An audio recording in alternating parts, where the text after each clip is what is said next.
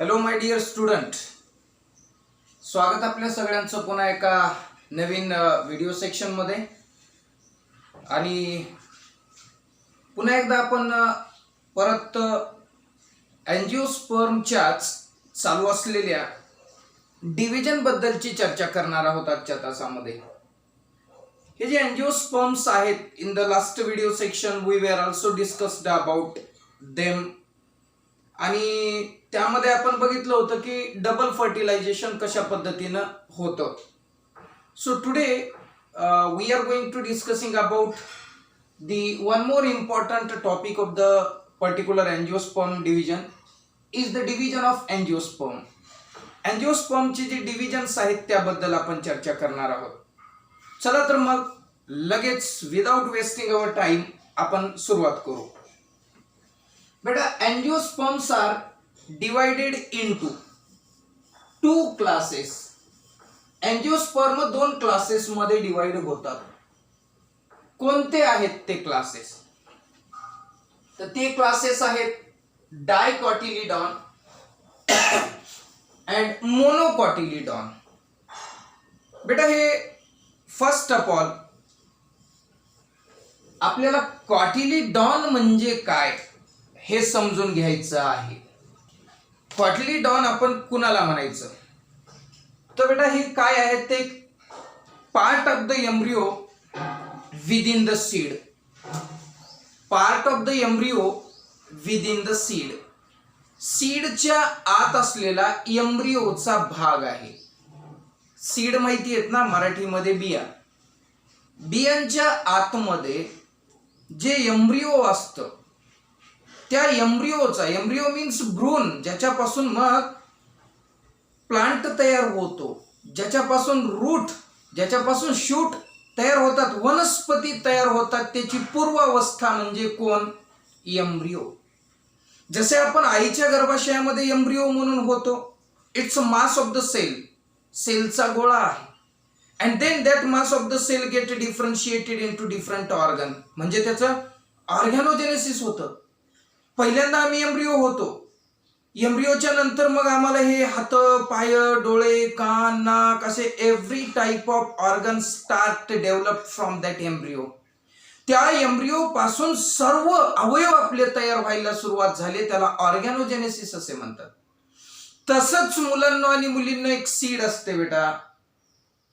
त्या सीडच्या आतमध्ये एम्ब्रियो असतो आणि एम्ब्रियो चा जो पार्ट आहे, the part of the embryo within the seed. काय लिहूत आपण? Part of embryo with in seed. Part of embryo with in seed. With in seed झालं. ह्याला कॉटिलिडॉन असे म्हणायचं. काय म्हणणार बेटा? कॉटिलिडॉन. मराठीमध्ये आपण त्याला दल असे सुद्धा म्हणू शकतो. तर हा एक पार्ट आहे, हे सीडच्या आतमध्ये प्रेझेंट आहे आणि त्याला आपण कॉटिलिडॉन असे म्हणतो. आणि मग अकॉर्डिंग टू देअर नंबर, त्यांच्या नंबरनुसार कुणाच्या? कॉटिलिडॉनच्या नंबरनुसार मग आपण त्यांना एक असेल तर मोनो म्हणतो, दोन असेल तर डाय म्हणतो. मग त्याचाच अभ्यास आपल्याला आज आहे ना. Dicot, monocot. Dicot, monocot. बेटा, इथं कॉट, डायचा अर्थ होतो दोन. बेटा, इथं कॉट लिहिलेला आहे. कॉटचा अर्थ होतो बेटा, आता जे बोललोय तो, की एम्ब्रियोचा पार्ट आहे विद इन सीड. सीडच्या आतमध्ये प्रेझेंट असलेला एम्ब्रियोचा पार्ट आहे. इफ द सीड किंवा एम्ब्रियो हॅव्हिंग टू कॉट, जर समजा एम्ब्रियो मध्ये मुलांना आणि मुलींना एक कॉट असेल तर त्याला आपण मोनोकॉट असे म्हणायचं. And the embryo with two cot त्याला डायकॉट असे म्हणायचं. एक कॉट असेल तर कॉट म्हणजे काय कळलंय? दल, ज्याला मराठीमध्ये म्हणतोय. इव्हन साध्या भाषेमध्ये सांगायचं म्हणजे काय, आमच्या घरी जेवढ्या डाळी तयार होतात का, डाळी, मुगाची डाळ, उडदाची डाळ, ह्या सगळ्या प्रकारच्या डाळी ह्या डायकॉटचं उदाहरण आहे. इव्हन आम्ही खाणारे शेंगदाणे सुद्धा डायकॉट आहेत. हरभरे डायकॉट आहे, तूर, मूग, उडीद हे डायकॉट आहे, सगळे भुईमुग डायकॉट आहे. म्हणजे part of the seed get completely been divided into two part equally दोन पार्ट मध्ये त्याचं रूपांतर होतं, म्हणून त्याला आम्ही मोनोकॉट डायकॉट हे पण एक अशी गोष्ट म्हणू शकतो. चला आता मग निघू पुढे मुलांना आणि मुलींना काय आहे ते. मग आता याला त्या कॉटिलिडॉनला आपण असं म्हणू शकतो, दुसरं नाव देऊ शकतो एम्ब्रियोनिक लीव्ज. बेटा दुसरं एक नाव आहे त्याला एम्ब्रियोनिक लीव्ज, ठीक आहे. आणि त्याला अजून एक नाव आपण देऊ शकतो सीड लीव्ज किंवा सीड लीफ, ठीक आहे. अतिशय महत्वाचं आहे, आपण हे लक्ष देणं फार गरजेचं आहे. आलं बेटा. एम्ब्रियोनिक लीव्ज किंवा सीड लीफ म्हणजे हे ऍक्च्युअल ट्रू लीफ नव्हे, म्हणजे ओरिजिनल पान नव्हे. ओरिजिनल पान ट्रू लीफ वेगळे, पण दिस इज द फर्स्ट लीफ. बेटा एखादी आपण काय केलं की सीडला जर्मिनेशन करायला सांगितलं, एखादी सीड जर्मिनेट होते, तर जर्मिनेट झाल्यानंतर तिनं बनवलेलं सर्वात अगोदरचं पान the first leave, embryonic leave, seed leave म्हणजे मुलांना कॉट होय. मग तो एक लीव्ज बनवलं तर मोनोकॉट, दोन लीव्ज बनवले तर डायकॉट. Very nice. आणि हे आपल्याला माहिती आहे, इव्हन आमच्या घरी आम्ही मटकी हे जे काही मूग उडीद असे जे काही भिजवतो आणि त्यांना मोड म्हणजेच त्यांचं जर्मिनेशन होतं, तर त्यावरून आपल्याला लक्षात येतं डायकॉट कोणते मोनोकॉट कोणते. सिंपल गोष्ट आहे बेटा. चला तर मग निघू पुढे. आता आलं लक्षामध्ये सगळ्यांचं. चला मग डायकॉट काय आहे, डायकॉटची काय डेफिनेशन लिहिणार किंवा सांगणार. Dicot is a seed with two cot. Okay बेटा. अशी सीड ज्या सीड मध्ये दोन कॉटिलडॉन आहेत, त्या दोन कॉटिलिडॉन असतील तर त्याला म्हणायचंय मुलांना डायकॉट. चला इथं लिहिलंय कॉटिलिडॉनची संख्या किती आहे, दोन संख्या आहे. Very nice. आता parallelly when we discussing about the dicotyledon with the monocotyledon comparatively we studied here. आम्ही यांचा अगदी काय करू की कंपॅरिझन मध्ये अभ्यास करू त्यांचा. इकडे बघा कॉटिलिडॉनची संख्या दिलेली आहे only one. Dicot contain two cotyledon, monocot contain one cotyledon only. Okay बेटा, क्लिअर आहे. रूट सिस्टीम ज्या ज्या डायकॉट प्लांट्स आहेत, so what kind of the root system they show, कोणत्या प्रकारची रूट सिस्टीम त्यांच्यात दिसते. तर बेटा इथं दिसते tap root system, tap root system. So I think you should not know the meaning of the word tap root म्हणजे काय. The root which is developed from the radical. Radical जो part आहे एम्ब्रियोचा, radical is nothing but the part of the embryo from where roots are developed. वाक्य बघा बेटा, ही एक आपण एक अशी छोटीशी सीड काढू बेटा. सीडचं जर्मिनेशन झालंय आणि जर्मिनेशन झाल्यानंतर सीड मधून हे असे दोन पार्ट बाहेर निघालेले आहेत. तर मुलांनो एक पार्ट जो असतो बेटा ह्याला रॅडिकल म्हणायचं आहे, आणि जो दुसरा पार्ट आहे त्याला प्लम्यूल म्हणायचं आहे. वाक्य परत एकदा slowly. After the germination of the seed, seed produces the two parts. These two parts are radical and the other part is plumule. From the plumule पासून शूट सिस्टीम तयार होते. म्हणजे शूट सिस्टीम म्हणजे कोणती, स्टेम तयार होतं. Leaves are formed म्हणजे all the part of the plant which is present above the soil surface. मातीच्या पृष्ठभागाच्या वर जे पार्ट असतील वनस्पतीचे, मातीच्या पृष्ठभागाच्या वर काय काय असतं. अरे रूट सोडून सगळे पार्ट तर मातीच्या वरच आहेत ना. Okay, except root is just present below the soil surface, underground present आहे. And other part of the plants are completely been present in the above the soil, soilच्या वर आहेत. मग it means that all the part of the plant which is present above the soil surface, सॉइलच्या सरफेसच्या वर असणाऱ्या वनस्पतीच्या सर्व भागांना आम्ही shoot system म्हणतो. and shoot system get developed from the plumule and the root system developed from the radical, आणि मग radical पासून मुळांची सिस्टीम तयार झालेली आहे. आणि मग टॅपरूट सिस्टीम कुणाला म्हणायचं? मग टॅपरूटची व्याख्या कशी लिहिणार? व्याख्या समजून घ्या. व्याख्या अशी लिहायची, the root which is developed from the radical.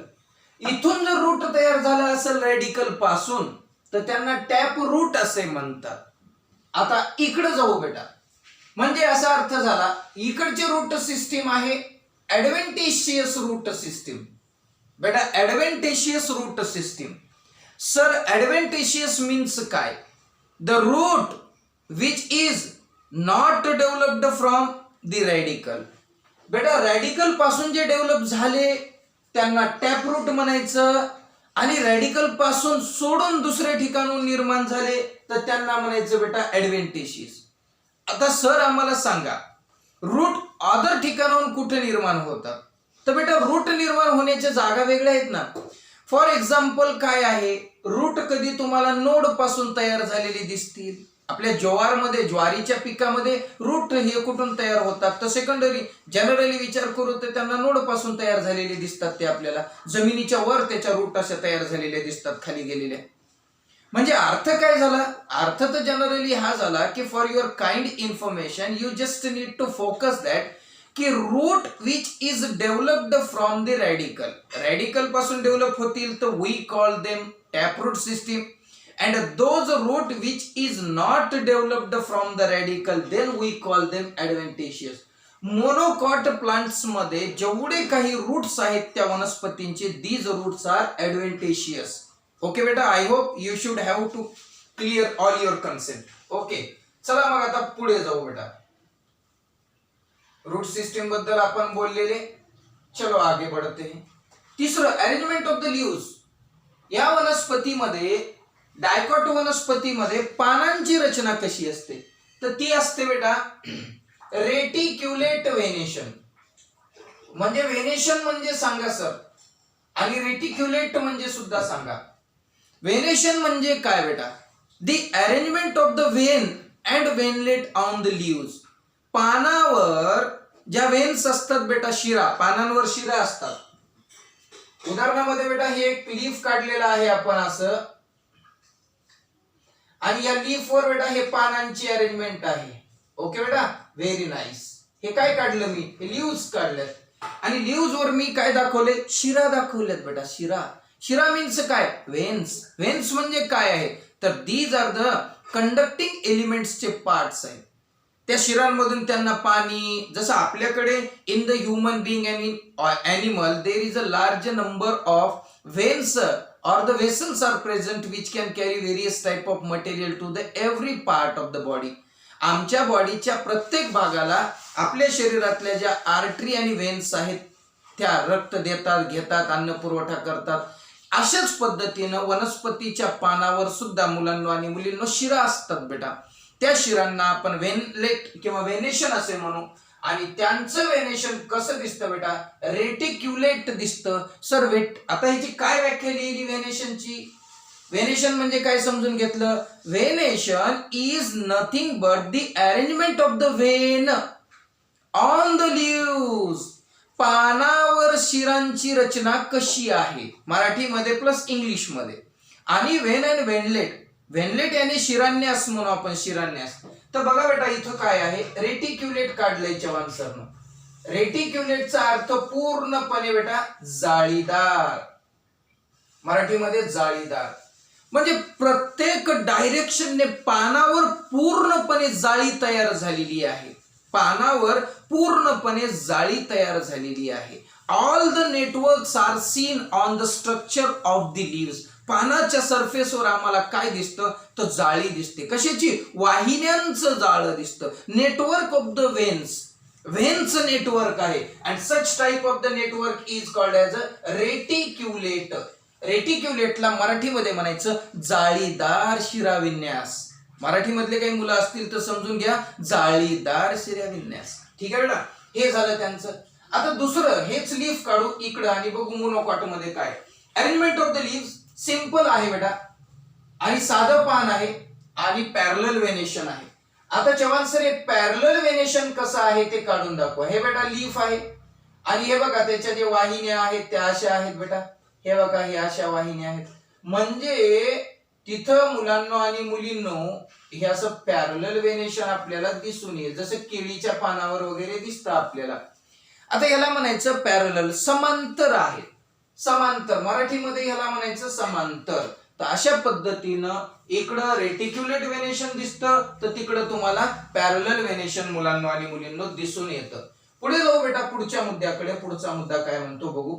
त्यानंतर चला, फ्लावर्स कसे असतात, पेंटामेरस किंवा टेट्रामेरस. म्हणजे विद्यार्थ्यांनो पेंटा म्हणजे 5, टेट्रा म्हणजे 4. आता मेरस याने देअर बॉडी.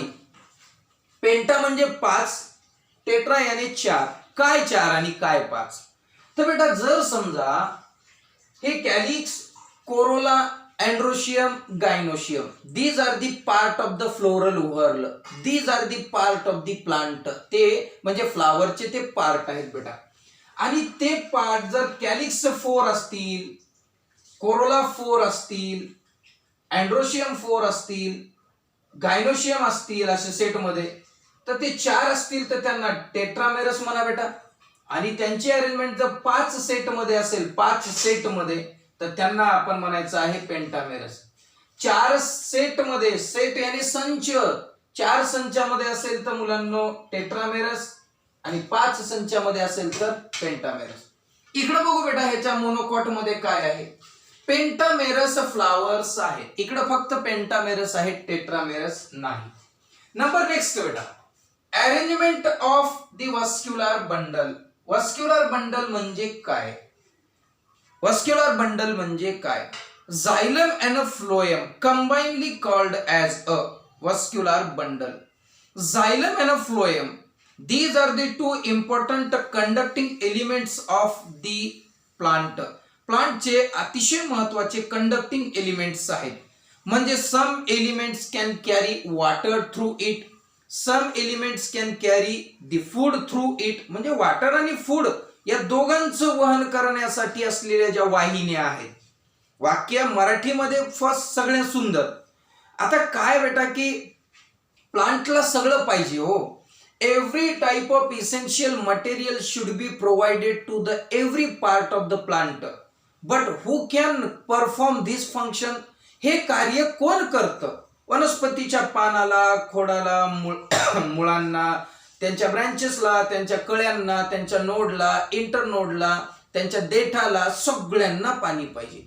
कोण देतो पाणी आणि फूड मटेरियल? तर ते देतात वस्क्युलर बंडल.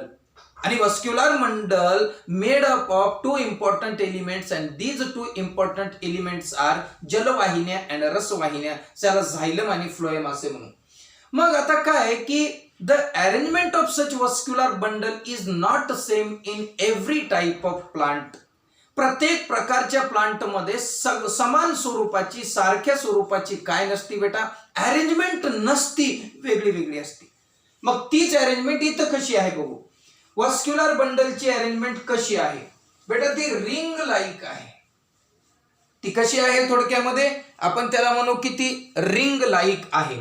म्हणजे काय तर रिंग लाईकला आपण असं थोडक्यामध्ये म्हणू शकतो की ही एक अशा पद्धतीची ही आहे की झायलम आणि फ्लोएम जे आहेत, झायलम आणि फ्लोएम जे आहेत ते सेपरेटेड बाय वस्क्युलर कॅम्बियम. वाक्य परत एकदा बघा. झायलम आणि phloem these are separated from each other. एकमेकापासून सेपरेट आहेत. आणि त्यांना कुणी सेपरेट केलं तर त्यांना सेपरेट केलेलं आहे वस्क्युलर कॅम्बियमने. कुणी सेपरेट केलेलं आहे? वस्क्युलर कॅम्बियमने. आणि अशा पद्धतीच्या स्ट्रक्चरला बेटा रिंग लाईक असे म्हणतात. आता हा जो अभ्यास आहे ऍक्च्युअल आपण ज्या वेळेस एक प्लांट अॅनाटॉमी शिकणार आहोत तर त्या प्लांट अॅनाटॉमी मध्ये आपल्याला बघायला मिळणार आहे. ठीक आहे बेटा. म्हणून arrangement of the vascular bundle is a ring like आहे. आणि इकडे arrangement of the vascular bundle जी आहे ती स्कॅटर्ड आहे. स्कॅटर्डला मराठीमध्ये म्हणू विखुरलेली, पसरलेली आहे. म्हणजे डायरेक्शनलेस आहे, रॅन्डम आहे. अशा पद्धतीने मुलांना आणि मुलींना आपण म्हणू शकतो. नेक्स्ट, नंबर ऑफ रिंग किती आहे? आताच बोललो हे ring. Ring is nothing but the arrangement of the vascular bundle. Vascular बंडलचा जो काही अरेंजमेंट आहे त्याला रिंग म्हणू आपण. आणि त्या रिंगची संख्या आहे कमीत कमी 2 ते जास्तीत जास्त 6. त्या रिंग ज्या आहेत त्या ओपन टाईप आहेत मुलांनो, आणि त्या रिंग मध्ये कॅम्बियम प्रेझेंट आहे. बेटा काय बोलतोय मी वाक्य की when we actual studying the plant anatomy at that instant we should clear all these important concept in the next chapter. Specially त्या अॅनाटॉमीच्या चॅप्टर मध्ये आपण ह्या सगळे कन्सेप्ट आपले क्लिअर होणार आहेत. फक्त आता लक्षात ठेवायचे नंबर ऑफ द रिंग्स आणि त्याचे टाईप. नंबर ऑफ रिंग्सची संख्या आहे 2 ते 6 आणि ते ओपन आहेत. ओपन आहेत म्हणजे ज्याच्यामध्ये कॅम्बियम प्रेझेंट असतो ते ओपन असतात. Those ring which show the presence of cambium. आता मुलांना आणि मुलींनो, हे जे कॅम्बियम आपण म्हणतो, हे कॅम्बियम काय आहे? हायली डिवायडेड सेल्स आहेत. म्हणजे these are the cambium are the cell which show highly divided nature. म्हणजे सगळ्यात जास्त जलद गतीनं ऍक्टिव्हली डिव्हिजन करू शकणाऱ्या सेल्स आहेत. And which show the presence of secondary growth. वाक्य पुन्हा एकदा स्लोली काय बोललोय मी? Cambium is nothing but the cell. These are present in root, these are present in stem, stem मध्ये रूट मध्ये प्रेझेंट आहेत. They forming a layer. त्यांनी एक लेयर तयार करतात, एक आवरण तयार करतात. आणि दुसरी महत्वाची गोष्ट म्हणजे काय? They are highly active for the division.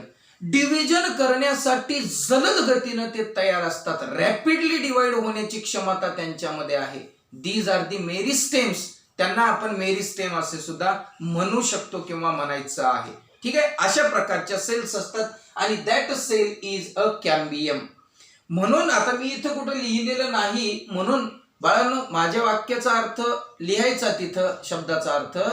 Cambium is highly actively dividing cell.